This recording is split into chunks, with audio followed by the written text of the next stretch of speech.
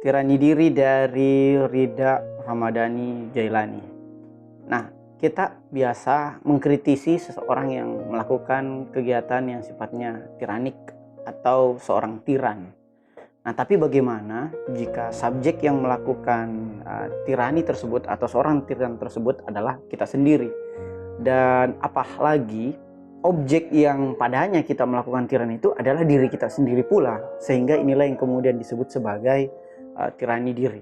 Tirani diri kalau kita mau definisikan adalah upaya untuk menzalimi diri sendiri melalui apa yang oleh Rida Ramadhani Jailani sebut sebagai maksiat. Nah, maksiat itu memiliki dua pengaruh, yaitu membuat pelakunya itu mendapatkan dosa di satu sisi, dan pelakunya pula itu tercerabut dari fitrahnya atau mencederai fitrahnya.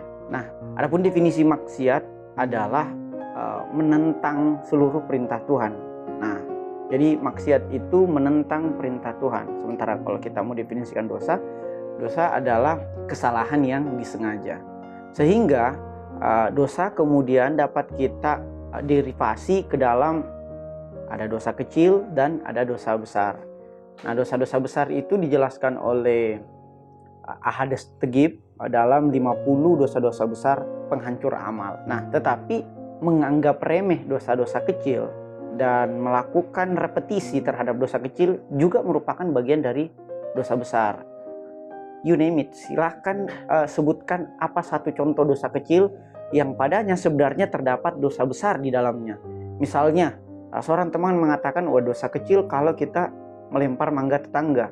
Melempar mangga tetangga itu merupakan perampasan terhadap hak tetangga, dan itu adalah dosa besar. Nah, misalnya pula bergunjing. Bergunjing itu juga merupakan bagian dari dosa besar. Jadi hal-hal yang kita anggap awalnya dosa kecil ternyata dosa besar. Nah, termasuk pula derivasi dari dosa adalah apa yang kemudian disebut sebagai dosa individu dan dosa sosial. Kita selalu luput terhadap dosa sosial, yaitu hal-hal yang perlu kita tegakkan. Dalam hal ini amar ma'ruf dan nahi mungkar.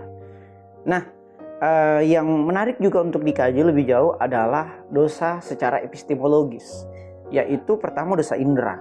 Dosa-dosa yang kita lakukan misalnya melalui alat indera kita, misalnya mata, telinga, perabaan, lidah, dan tentunya penciuman kita. Semua memiliki tanggung jawab yang padanya kita harus menghindarkan dosa. Termasuk pula dosa adalah dosa khayal. Bahkan lebih jauh daripada itu, ada dosa-dosa tertentu hanya karena kita bermimpi. Yaitu ketika kita mimpi buruk atau mimpi basah, itu kan efek dari perbuatan-perbuatan kita di alam sadar. Tidak ada seseorang pun yang bermimpi basah yang dikarenakan bukan pada kegiatan sadarnya. Misalnya kalau kita mengambil referensi Sigmund Freud dalam bukunya The Interpretation of Dreams atau tafsir mimpi, dia menyebutkan bahwa mimpi itu adalah alam bawah sadar yang kemudian kita paksa keluar dalam alam sadar kita. Sehingga mimpi itu merupakan perwujudan secara halus alam sadar kita. Sehingga pula ketika kita mimpi basah, itu artinya kita terlalu banyak menonton atau melihat hal-hal yang sebenarnya tidak dapat kita atau tidak boleh kita lihat. Ada pula dosa dikenakan hati, misalnya ketika kita riya. Nah, riya tadi sudah dijelaskan secara panjang lebar dalam resensi-resensi terdahulu. Misalnya teman-teman bisa scroll resensi Ahmad Fadli, termasuk pula resensi dari Muhammad Alba. Dan ada pula dosa dikarenakan akal. Nah, dosa dikarenakan akal ini yaitu ketika kita menganggap seluruh argumentasi yang ada di kepala kita adalah argumentasi yang paling benar dan tidak ada lagi kebenaran eksternal kecuali kebenaran dari kita itu sendiri. Nah, dampak dari perbuatan dosa ini itu sangat berbahaya.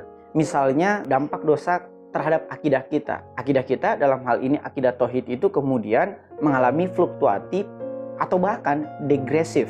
Maksudnya apa? Bahwa pernah nggak kita misalnya sudah tahu bahwa pandangan dunia tauhid itu adalah pandangan dunia yang paling benar, tapi kita masih mengabaikan bentuk pengamalan dari pandangan dunia tauhid itu. Itu dikarenakan efek dari dosa kita yang kemudian mengotorkan cermin jiwa kita. Kalau kita mau rujuk misalnya puisi dari Jalaluddin Rumi.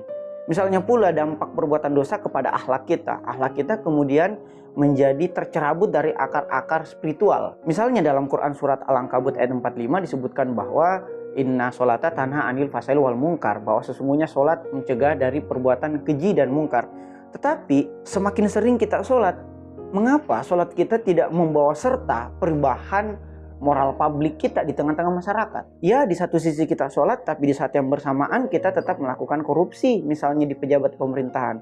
Ya, mungkin kita sholat, tapi kita masih melakukan penggunjingan terhadap saudara-saudara kita. Kalau kita merujuk misalnya Al-Hujurat ayat 13, di situ sebutkan dosa-dosa orang yang fitnah atau dosa-dosa orang yang bergunjing seperti atau analogi orang-orang yang memakan bangkai dari saudaranya sendiri.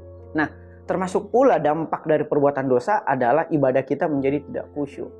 Itu disebabkan kehitaman atau kaburnya pengaruh-pengaruh spiritual terhadap seluruh aspek peribadatan kita, baik itu ibadah mahdah maupun ibadah sosial.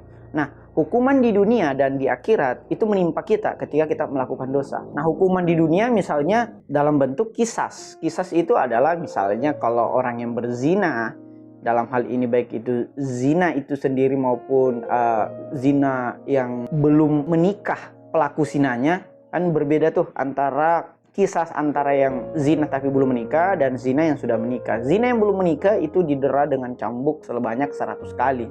Sementara zina yang dilakukan oleh orang yang sudah menikah itu dirajam sampai ia meninggal. Itu yang kemudian disebut sebagai kisas atau hukuman fisik di dunia. Nah, termasuk juga hukuman di dunia akibat dosa kita yang tentunya ditegakkan oleh pengadilan yang adil di tengah-tengah masyarakat Islam adalah kafarat. Kafarat itu mengganti seluruh perbuatan buruk kita ke dalam perbuatan baik. Misalnya kalau kita meninggalkan sholat, kita disuruh menyantuni fakir miskin selama 60 hari. Nah, bagian lain dari hukuman di dunia akibat perbuatan dosa kita adalah diat. Diat itu adalah membayar menggunakan denda. Misalnya, lagi-lagi kalau kita mengambil contoh meninggalkan puasa adalah kita suruh memberikan makan kepada fakir miskin, misalnya sebanyak 60 orang. Nah, di akhirat lebih-lebih lagi perbuatan kita dalam hal ini perbuatan buruk yaitu dosa pasti akan mendapatkan implikasi. Baik itu di alam barzah, di yaumul hisab, yaumul mizan, di jembatan sirat, dan tentunya di neraka. Itulah hukuman-hukuman baik di dunia maupun di akhirat. Nah, akibat wadi dari perbuatan dosa, wadi itu sendiri adalah akibat langsung atau akibat nyata atau akibat secara duniawi dari perbuatan dosa, itu diantaranya adalah rasa takut. Nah, orang yang sudah tidak takut lagi melakukan perbuatan dosa itu sudah sampai kepada tahap kufur, kemudian putus asa. Mereka yang melakukan dosa pasti seringkali putus asa. Nah, di saat yang bersamaan putus asa juga itu adalah salah satu bagian dari dosa besar, karena dia telah kehilangan harapan terhadap rahmat dan pertolongan Allah Subhanahu wa taala. Yang ketiga, tidak bernilai di mata orang-orang saleh. Jadi di mata orang-orang saleh, pelaku dosa itu menjadi tidak memiliki nilai sama sekali.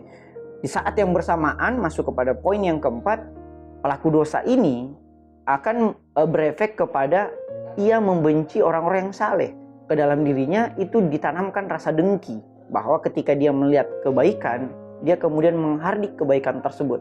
Yang kelima, mendatangkan paceklik dan musim kemarau.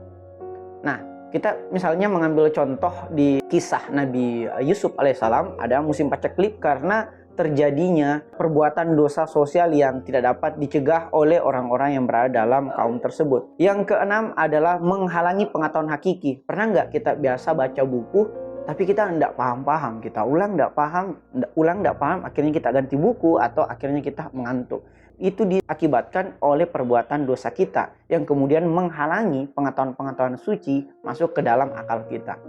Saya mengambil analogi sederhana, air dan minyak. Jika kita analogikan air adalah pengetahuan dan minyak adalah dosa, maka minyak itu tidak akan dapat bersatu dengan air-air pengetahuan atau air suci pengetahuan. Sehingga misalnya kalau kita merujuk kepada Ibnu Sina ketika dia mempelajari suatu ilmu yang hakiki, tetapi kemudian tidak dapat memahami ilmu tersebut, ia kemudian berziarah di makam para imam. Termasuk pula misalnya Murtada Mutahari, yang ketika ia tidak mampu memahami suatu buku tertentu dan mengulang sampai 6 kali buku tersebut, misalnya dalam pengantar buku Mengapa Kita Diciptakan, di situ kisahnya tentang mimpi yang benar yang dialami oleh Mutahari, ia kemudian melakukan amalan-amalan khusus untuk membersihkan kejiwaannya. Nah, termasuk pula dari akibat wadi perbuatan dosa adalah usia yang pendek dan kemiskinan dan tentunya akibat-akibat lainnya. Nah, kalbu kemudian berperan untuk membersihkan seluruh penyakit-penyakit kejiwaan dalam artian efek yang diakibatkan oleh dosa. Nah, kita perlu mengidentifikasi pula sektor-sektor atau tempat-tempat yang membuat kita terjerembab pada kubangan dosa. Misalnya dalam lingkungan keluarga atau parenting. Nah, akar keluarga yang terbiasa melakukan dosa akan menciptakan sebuah generasi atau anak-anak yang permisif terhadap perbuatan dosa tersebut.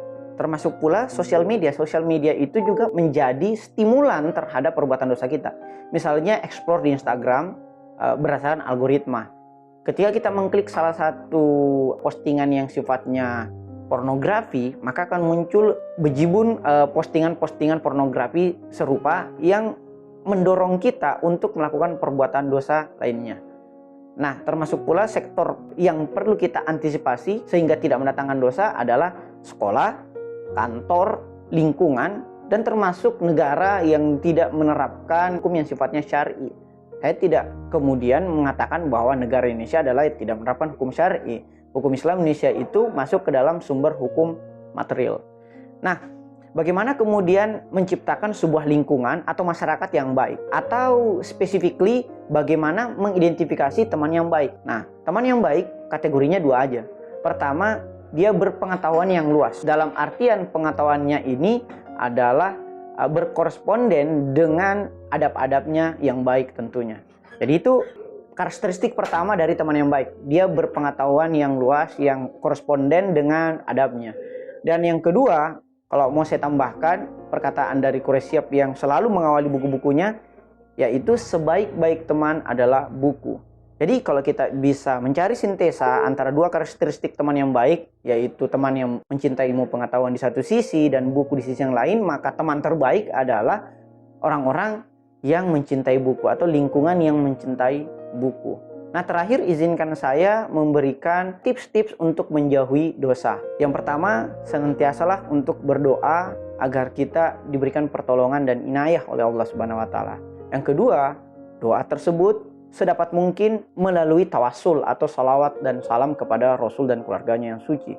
Yang ketiga, senantiasalah melakukan zikir, karena zikir itu adalah upaya untuk mengingat Allah.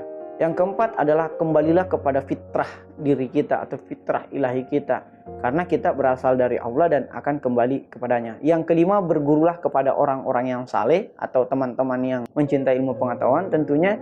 Yang keenam adalah sering-seringlah mengkaji tafsir dari Al-Quran. Dan yang ketujuh itu beribadah, dalam hal ini ibadah mahda maupun sosial. Dan yang terakhir adalah perbanyaklah mengingat kematian. Hanya dengan mengingat kematian kita kemudian lebih mengantisipasi seluruh perbuatan kita dan menjauhi dosa. Sekira itu tirani diri dari Ridha Ramadhani Jailani. Ada pertanyaan?